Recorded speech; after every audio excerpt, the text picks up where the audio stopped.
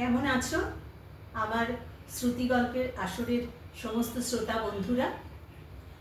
আজ আবার একটি ছোট ভিডিও নিয়ে চলে এসেছি তোমাদের কাছে।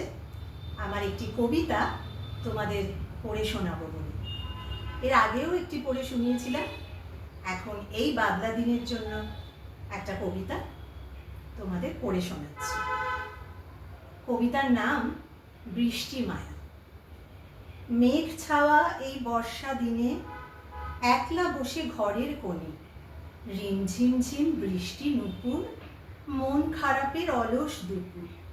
ভাবছি কি ছাই আকাশ পাতাল, ছেলেবেলার বাদলা সকাল, মাঠ পুকুরে জল উতরল, হালকা হাওয়ায় ঢেউ দোলদোল, জল থই থই উঠোন বাড়ি, নৌকো ভাসায় সারি সারি।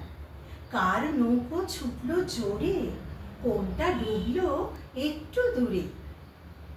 গাছের পাতায় হীরের কুচি, বৃষ্টি স্নানের দেদার খুশি।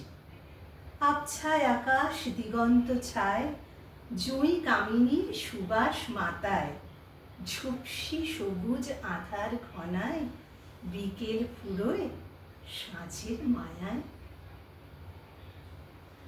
কিছুদিন আগেই পড়ে শুনিয়েছি স্বয়ংবরা বলে একটি গল্প, পরশুরামের রচনা সমগ্র থেকে।